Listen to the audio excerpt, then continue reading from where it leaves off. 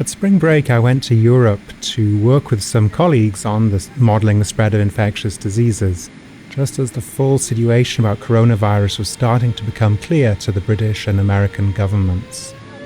I found myself rushing back to the US for the second half of semester on a plane that was full of people coming back from their spring break trips in various parts of Europe, many of which were experiencing pretty severe outbreaks of coronavirus at that point.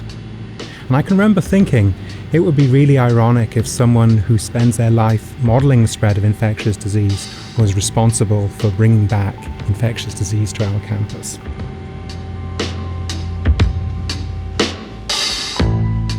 I was always interested in math, but back when I was a student, math departments were funny places to be. They were entirely male-dominated, old white men, and they would walk around looking at their own shoes. Mathematicians stereotypically are very introverted people.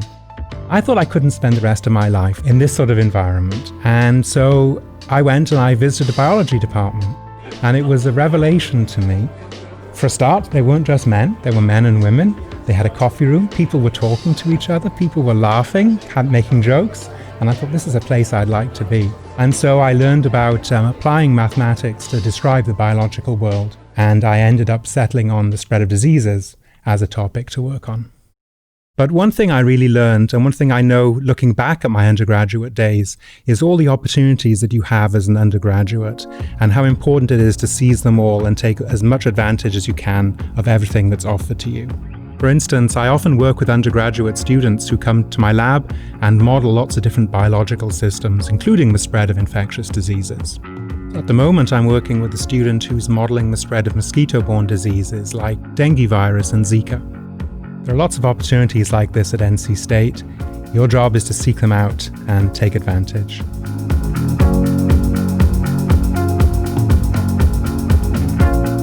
Today, we're going to talk about models. What are they, and should we believe them? During the COVID-19 outbreak, we have often seen predictions of the epidemic created using models. These influence important decisions about the disease control measures, but we hear that predictions made by models change, so how much can we trust them? Understanding what models are and knowing about their uncertainties and limitations will help us be better consumers of the information they provide. What is a model? It's a representation of an object or a system, a depiction of reality that captures important aspects of the natural world, helping us to understand it. There are different types of models. Physical models include scale models such as a globe showing the surface of the Earth, and a chemist's model of a molecule. In medicine, animal models such as mice are often used to study human diseases and the action of drugs. Mathematical models use quantitative descriptions, such as equations, to describe how a quantity of interest behaves. For instance, how the number of people infected with a virus rises and falls over time. Weather forecasts are perhaps the most familiar example of a mathematical model. Based on mathematical equations that describe the physics of moving air masses, meteorologists use supercomputers to predict the weather or the path that a hurricane will take. Why do we make models? Models can be used to make predictions and so can help in planning for the future. Weather forecasts help us figure out if we need to take an umbrella. Projections of a city's population guide whether new roads and schools should be built. Models are a way to help us define problems and organize our thoughts clearly. The process of producing a mathematical model forces us to think carefully about how we describe a system and what its important parts are. Models can help us understand patterns that we see in observations. They can help us extract meaningful information from data, revealing patterns that we might not have seen by simply looking at the data points themselves. We can use statistics to ask whether our data is consistent with a particular model, or to decide which of a set of alternative models best describes the data. Models help us better understand a system. Using a model, we can figure out the relative importance of different processes in governing the behavior of a system. Models can guide data collection. Analysis of a model can tell us what information is needed in order for the model to be able to make accurate predictions. This could save time and money by ensuring experiments are efficient. For instance, how many people do we need to enroll in a clinical trial of a new drug? Models can allow us to do experiments that might not be easy or even possible to do in reality. For instance, new drugs are often tested on animal models before humans. An ecologist might model how removal of a species impacts a food web, or we might model the impact of a particular control measure on the spread of an infection. How do we make a mathematical model? There are two fundamental approaches: mechanistic models and statistical models. Mechanistic models build from descriptions of the biology or physics of a system. For instance, a mechanistic model of an epidemic describes the processes of infection recovery that cause the number of infected people to increase and decrease. The Imperial College model of the spread of coronavirus is an example of a mechanistic model. Statistical models are based on previously observed patterns of behavior. An example is the original University of Washington Institute for Health Metrics and Evaluation model for COVID-19. It made use of the curve that describes the wax and wane of a typical epidemic, together with the impact of lockdowns seen in Wuhan, China, to make predictions of cases and hospitalizations in the US. Challenges of the modeling process. Models are built on our knowledge of the system and data that we have about its behavior.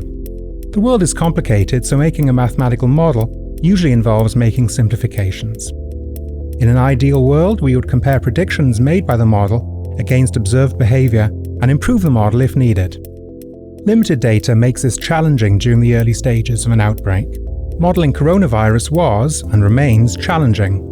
There were many things that we didn't understand about how the virus was transmitted, how it affected people, and how its spread would affect people's behavior. Our understanding is still far from complete. Issues with testing for infection meant that we had incomplete data on how many people were getting infected, so model predictions of coronavirus had, and continue to have, considerable uncertainty.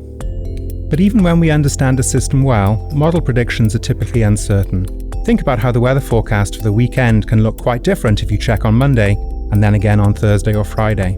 Uncertainty gets larger the further into the future you try to predict.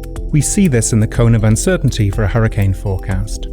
Sometimes we care more about qualitative predictions, general trends such as an increasing or decreasing number of cases, than knowing exact numbers. Different models have different sets of assumptions, so make different predictions.